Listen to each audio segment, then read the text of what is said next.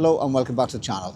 Well, if it's your first time here, my name's Andrew and this is the first of a two-part tutorial on how to get the best out of the DJI Mini 5 Pro using the photography mode.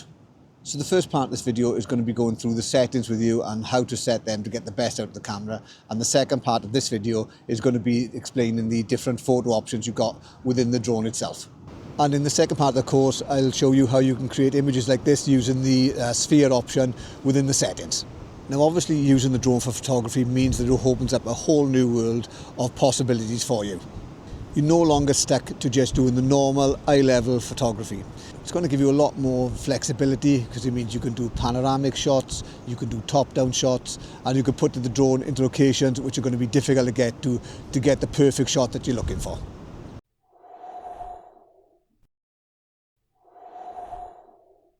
So the first thing we need to do is to go into the camera settings of the drone. So we're going to press the three dots on the top right hand side of the screen, and that's going to take us into the camera settings. So once you go into your camera settings, you can see that you've got three options: JPEG, RAW and JPEG and RAW. Now if you are just planning on using the images for social media and for your family, that type of thing, and you don't want to do any photo editing or any color grading, then using the JPEG option will just be fine. Whereas if you want to get more in depth and have more options to color grade your images correctly and adjust the highlights and the shadows, then you need to go into the RAW option, because there's going to be more information contained within the file that you can go on and edit at a later date. And if you're unsure, obviously, then you can just select the JPEG and the RAW option, because the drone is going to capture both images onto the SD card. But bear in mind, if you are doing that, it is going to take up a lot more space on the SD card or the internal memory. And now below that, you've got the aspect ratio, and you've got two options of 4:3 or 9:16. Now for me, I always choose the 4:3 option. And this is because when the drone takes an image, it always takes it in the 4:3 aspect. So it gives you more options to crop in the image later on if you want to. Whereas if you select the 9:16, the drone is still going to take a 4:3 image, but it's going to do that cropping down for you. So by having that 4:3 option, you've got more scope to crop in the image should your composition not quite be right when you actually look at the images later on. And then below that, you've got the resolution. So it gives you the option of either 12 or 50 megapixels. And obviously you want to go with the 50 megapixels because that's going to give you the better image quality overall. And then you've got the histogram. So to make sure the histogram is switched on. Now the histogram gives you a graphical representation of the overall exposure of your image. So you want to try and make sure that the peaking is more towards the center, and that way you're going to get a nicely exposed image. If the peaks are more towards the left, the image is going to be underexposed. If it's going to be more towards the right, then the image is going to be overexposed. So I would try and aim to get more towards the center of the graph if you can. It's always better to err on the side of being underexposed, because if an image is underexposed, you've always got the ability to bring some of those details back in post-production, whereas if an image is overexposed and the image is blown out, you've lost all the data and you're not going to be able to recover anything back to improve the image. So always try and go, if you can, for a slightly underexposed image rather than overexposed. And then below that, we've got grid lines. With me, I don't tend to use the diagonal grid lines. I only tend to use the horizontal and vertical grid lines and the central point. Now, grid lines are there for one reason and one reason only, and that's to help you with your composition of the photographs. Now, when people take photographs, they tend to try and center the image, but you want to try and use the grid lines and use what is known as the rule of thirds. So your subject wants to be somewhere along one of those lines as they intersect on the screen. Now you can see from these three images, the first one is going to be where the horizon is center within the frame, and that's quite boring. Whereas if you use the rule of thirds and you have 2/3 sky and 1/3 beach, or the other way around with 2/3 beach and 1/3 sky, it gives an overall more pleasing image. And again, with this image called Kite Tail, you can see if it's central, it's quite boring and bland, but it does give a little bit more interest, admittedly not that much more because the location I am, if it is towards one of the guidelines and you're using the rule of thirds. So you've got the image more to the left. But obviously all this will depend on your subject matter and what you're trying to get from the actual image at the time. And this is the point where I say I'm not sponsored, so if you could do the like and subscribe thing, that would be great. There's also a link below for Buy Me a Coffee, and I'd like to say thanks to Pete Hodgson. So thanks, Pete, for using that link this week. Any funds I get from Buy Me a Coffee are going to go towards the new DJI Neo 2, which is due out next month. And because I'm not sponsored, obviously I've got to purchase this myself with the help of whoever's doing the Buy Me a Coffee link. And that's going to allow me to give you my honest opinion. I'm not going to be tied in to DJI and having to toe the party line and say what they say. You are going to get exactly what I think about that new drone. So if you could do that, that would be greatly appreciated. Using the rule of thirds can also help with your leading lines. And this is where you use something in the area around you to help draw the viewer's attention to a central point. Now this could be a road, it could be railings, it could be something on the beach, it could be anything which has got more or less straight lines to help draw the viewer into your central image. But you don't need to use the rule of thirds all the time. There are going to be occasions where your composition means that you want to get the subject central and those leading lines are going off to a focal point. So just remember that it's a tool, not necessarily a full-on rule that you've got to obey every time you get the camera out. Now also on the bottom left hand side of the screen you can see that you've got the format.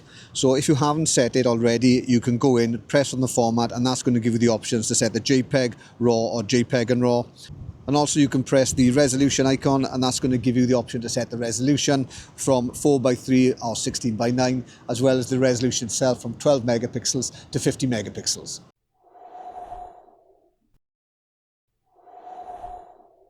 Now also from here you can go to the Pro mode, and that's going to give you more options again if you're more confident in setting the parameters for your photography manually. So you can set the ISO, you can set the shutter speed, and you can also set the exposure values. Now all these options are going to be dependent on what you're actually photographing. When it comes to the ISO, you want to try and keep that as low as possible.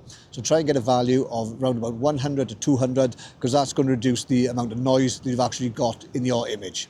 So the lower the better for that. Now the exposure value will depend on what it is you're actually taking a photo of.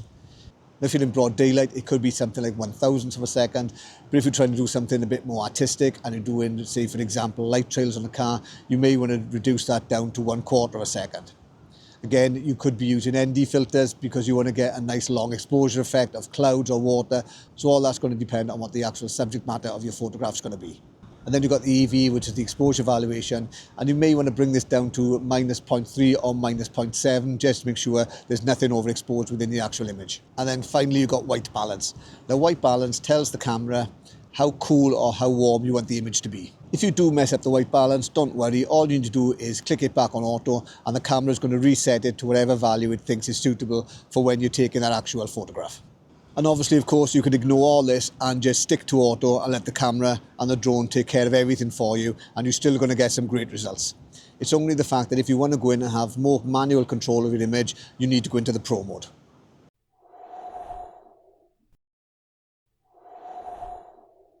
So moving on now to the actual photography modes themselves. So when you go into the photography mode, you can see that you've got 4 options, and those being single, EAB, which is automatic exposure bracketing, burst and time shot. And I'll go through each one of those with you. The first one being single, and that's where the drone is going to take one single photograph of whatever your subject is. The next one is a bit more in depth, and that's EAB or automatic exposure bracketing.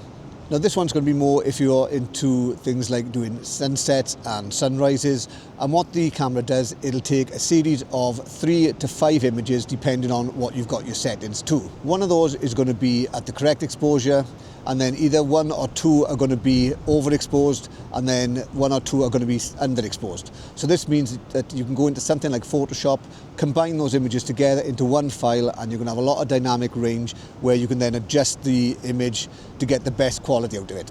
Then you've got burst mode. And with burst mode, the camera is going to take either 3 or 5 shots in quick succession.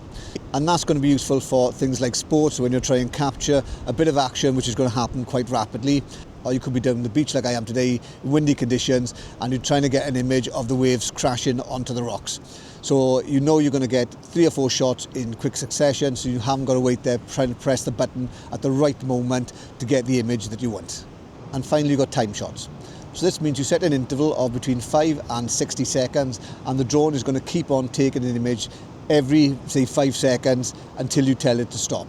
And it can be useful in situations, say for example, you've got a group shot and you want to put the controller away, or you can also use it in cooperation with things like cruise control, where you could have it taking a photo every 5 seconds and then do a time lapse at the end of it.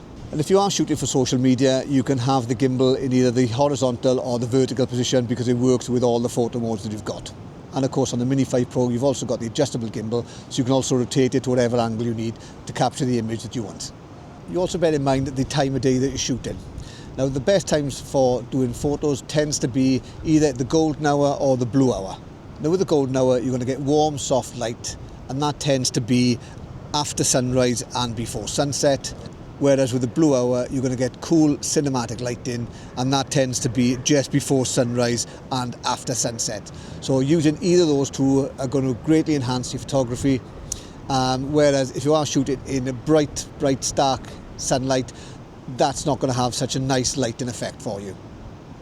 Okay, so that's covered the basic 4 modes you've got within the photography section. In the next video I'm going to be covering the Pano section, and I'm going to be going through all the different modes you've got with that, so you can produce images like this. If you found it useful, please do the like and subscribe thing. There's also a link below for buying me a coffee if you'd like to do that, and anything I get from that is going to go towards the new DJI Neo 2, which is due out in a couple of weeks. There's also other videos on my channel in relation to waypoints, hyperlapses, master shots, quick shots, cruise control, that type of thing, so check those out. If you've got any questions, please let me know in the comments below and I'll do my best to answer them. And if there's anything else you want to see in relation to the DJI Mini 4, the Mini 5, the Neo, the Hover X1 Pro, Pro Max, also let me know in the details below. And don't forget to watch the next video, as I said, which is going to be based around the Pano options you got within the Mini 5 Pro. Thanks very much.